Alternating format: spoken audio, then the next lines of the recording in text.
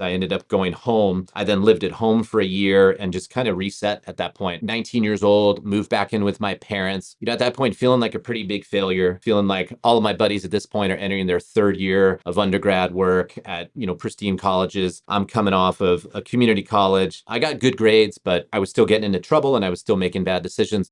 I was lost, to say the least. I was extremely lost, and I just really needed to hit reset. I had to hit rock bottom, and that's just my personality is like, I don't accept when I'm failing. So I had to fail in order to see like I'm really messed up right now and lost, and I do need help. I was pretty lost. I didn't really know what I was supposed to be doing. I just spent 4 years of my life trying to pursue and follow this dream and this passion, and it ended up being something that just really was bad for my mental health. Those are 3 different people, 3 different stories, 3 very different circumstances, but the same feeling, that sinking sense that you've somehow gotten it wrong, fallen behind, missed the moment. I've heard some version of that feeling in nearly every conversation I've had on this podcast, and here's what I've also heard. What came next? Hi, everyone, and welcome to Path Found, the podcast about the real, messy, unexpected journeys that lead us to the work we love. I'm Monica Argandonia, and every week I talk with someone whose story proves there's no single right way to build a meaningful life.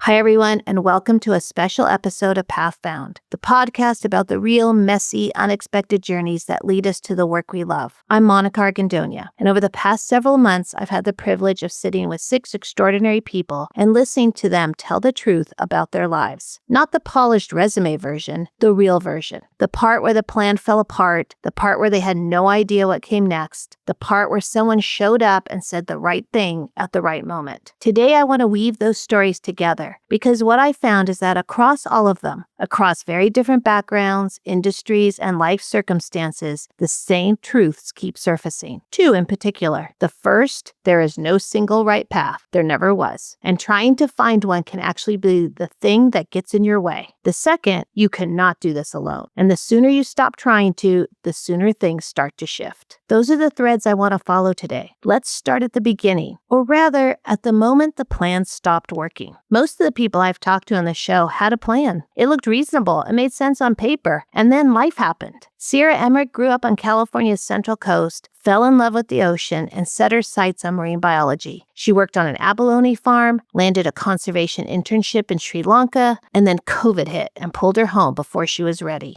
It felt like failure to a certain degree. Like I had all these crazy expectations of what would happen after I graduated, and just that I would land the dream job that I always, wanted, that I worked so hard for, that I got straight A's for. And you graduate and you just enter into this abyss.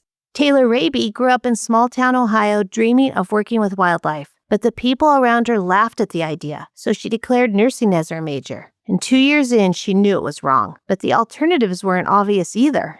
I had always dreamed of studying and working with wildlife. However, anytime I mentioned that to anyone in my immediate family or friends or whatever, they just kind of laughed at me and told me that that really wasn't an option in making a living. So I really kind of forced myself into thinking that I wanted to be a nurse. And so going into college, that's what I declared my major as, nursing. People laughed at that too, because I really didn't love people. So it just didn't seem super fitting for me to go into nursing school. I did nursing for about 2 years. And then I just realized that I was absolutely miserable. It was not something that I was passionate about. And I really was just doing it to kind of fulfill this dream of being able to buy my own house one day or to make a living that I could support myself and my family. And so I did decide to switch over about my sophomore year of college, and I went into the zoology route. Basically, the only 2 options given to me were veterinarian or zookeeper. And so that's the route that zoology would take you, pre-vet or into the zookeeping world. And I knew I didn't want to be a vet.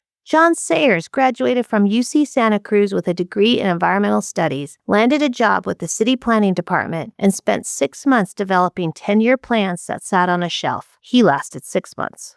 being 21, 22 and being told you're going to work on this plan and we'll get to it someday. I was just so eager to do something, just anything. And it was frustrating to come up with these plans that just went and sat on a desk, sat on a shelf. And so I just kind of threw up my hands and like, I'm done with this. I don't know what I want to do, but I want to do something. And David Camarena, therapist, musician, future YouTube creator, spent nearly a decade climbing to the top of the mental health field, only to find it wasn't what he'd imagined. When I got to the top of mental health, I realized I hated everything about it. And I realized I didn't want to be a mental health guy, corporate in a suit, chasing mental health dollars. It just felt wrong. And it went against my moral ethics of why I got into psychology, which is to help people. What I notice in all of these moments is that the thing we call failure, the plan not working, the job not fitting, the dream not landing, is almost always the beginning of something, not the end. But you can't see that when you're in it. All you can see is the gap between where you thought you'd be and where you actually are. My cousin Michael, Army Ranger, Iraq veteran, now co-founder of a nonprofit supporting people with developmental disabilities, put it in a way that stayed with me. In life, you're either swimming, treading water, or drowning at any day, any moment, any situation. So you need to look at your life and you need to determine, what am I doing right now?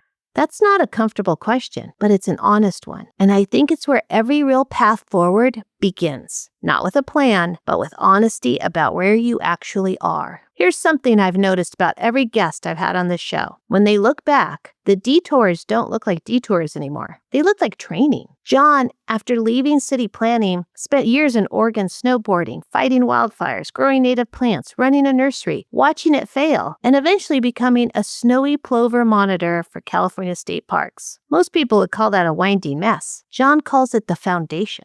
Do I regret any of the life choices I made to get here? No, because I gained a ton of experience and they resulted in me getting this job. And I think a big part of how I got the job was the connections I'd made through the nursery world and through the planning department and my friends at Caltrans, Fish and Wildlife, the National Estuary Program. Taylor's path from unethical Texas Zoo to juvenile corrections officer to Yellowstone seems like it makes no sense until you realize the corrections work deepened her commitment to underrepresented communities. Moving to Montana put her in the right room at the right moment, and her social ease is exactly what made a wolf biologist notice her at a birthday party. I just kind of literally threw myself to the wolves and moved out west. I quit my job as a juvenile corrections officer and I picked everything up, my 2 dogs, and I drove across the country to Montana. And when I was moving here, I had nothing lined up. I had a potential interview with Yellowstone Forever to work as one of their naturalists or seasonal guides, but I fully expected to be working at Subway in town until I could kind of get myself up and ready to, I guess, face the real world. And I'm very social and charismatic and I could talk to just about anyone. And so to be a naturalist, you have to have the ability to do that. Coach Christian, Navy veteran, federal probation officer, bartender, then a long and painful reset before landing at a fitness resort as a swim coach and aquatics director, made the same observation.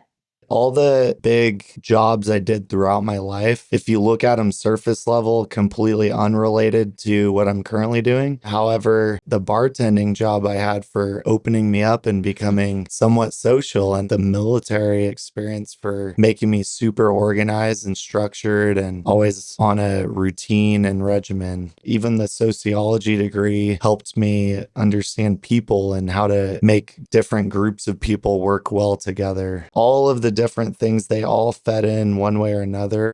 And Sierra, who came home from Sri Lanka feeling lost, went on to work on a regenerative farm, harvest seaweed, lifeguard, run a junior guard program, and eventually, 3 months into a job at a small nonprofit, was offered the executive director role. They chose her precisely because of everything she'd been through. I think it's all the crazy stuff I had done before and the fact that I was still standing. Right?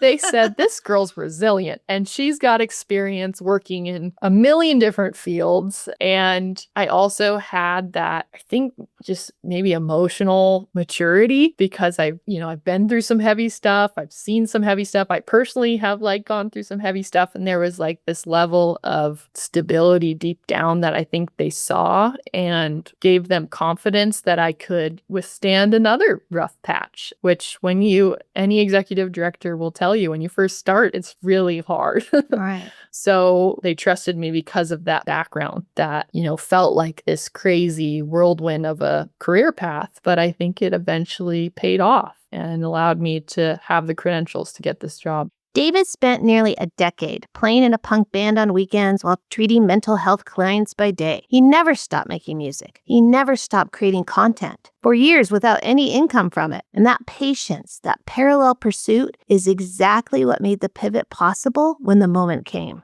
I was planting those seeds since my early 20s, and it took almost 10 years, but I realized, hey, I can make money with content. And that's when my whole worldview changed. Michael's framing of this is one I keep returning to. He described career navigation the way you describe a vending machine. Start by eliminating what you definitely don't want. I didn't want to be some businessman that's just selling things, or like, I knew it came back to my childhood where I knew I wanted to help people. I always knew that I wanted to do something to help people. I just didn't know what, and I knew what I didn't want to do. I think sometimes you have to look at it through the not of, oh my gosh, there's so many decisions and I can't decide. It's like a vending machine. And like when you go to a vending machine, there's something you for sure know you don't want. So maybe focus initially, I think, on the things you don't want to do. And that will kind of start to shave some of that stuff away.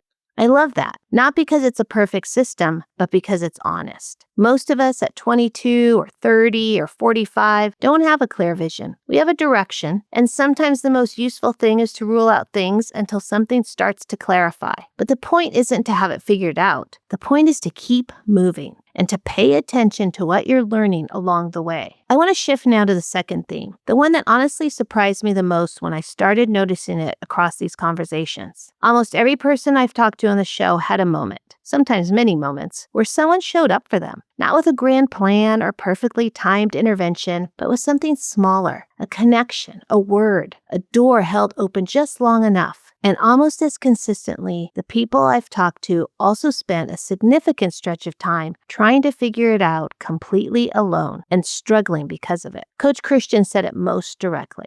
I think if I were to put it all into a couple words would be seek help, because I had to learn from my own failures because I never sought help. I also didn't know how, but it's okay to be vulnerable and ask for help, even if you don't think you need it. There's a lot of people out there that want to help you and they might just not know that you need help. So you just saying something is enough for many adults to just do a little extra for you. Taylor's entire trajectory changed because of two people. Nathan Varley, the guide company owner who overheard her at a birthday party and offered her a job on the spot, and Rick McIntyre, a wolf researcher and author who later funded her first year with the Wolf Project out of his own book sales.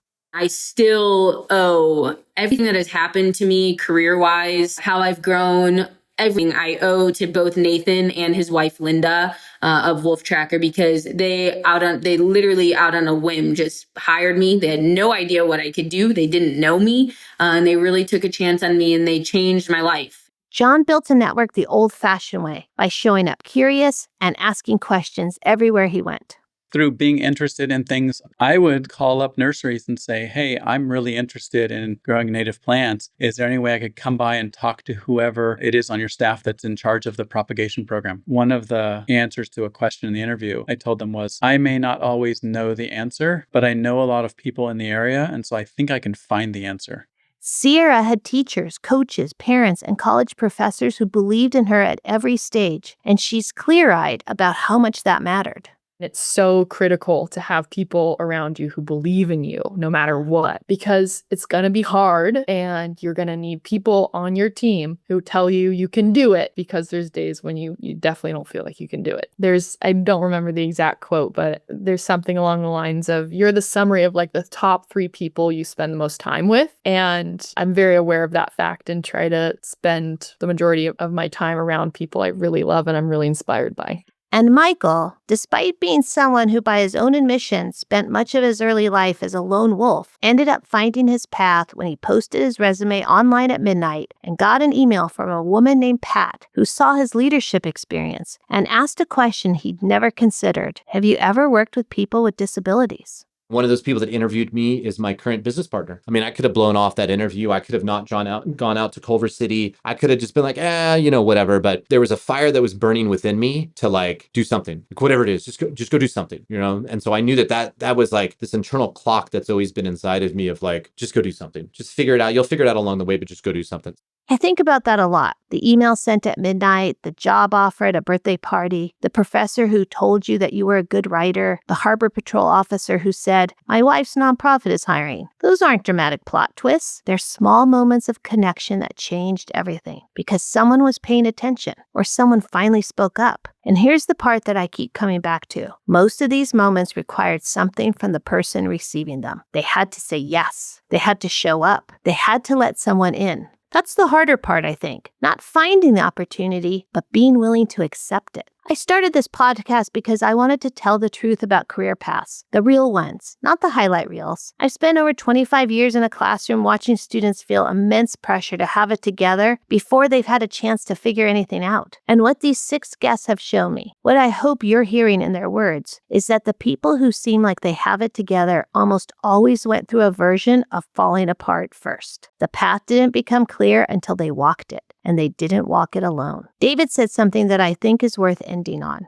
Life isn't a linear path. And I think a pop culture term that's popular right now is, what's your side quest? That's a saying that people say. And I always want to let people know, it doesn't matter what you're doing in life. Just make sure you love it and you have a passion for it and that you believe in it. Don't do things because people tell you you can or can't do it even. You got to rely on your own soul searching, dig deep within yourself and figure out, what is it that I'm good at? What is it that I love? Maybe it's something you're not good at, but you can get good at it, right? But if it's a passion driving you, I think passion fuels motivation, which fuels hard work, which fuels possibility if you believe in it. And so that'd be my advice is believe in yourself, work hard, dream big, never give up. Put your mind to it and you can accomplish anything and make impossible into possible. And that's how our dreams can come true. And Sierra, young, still figuring it out, now running a nonprofit at 20-something, put it in her own quiet way.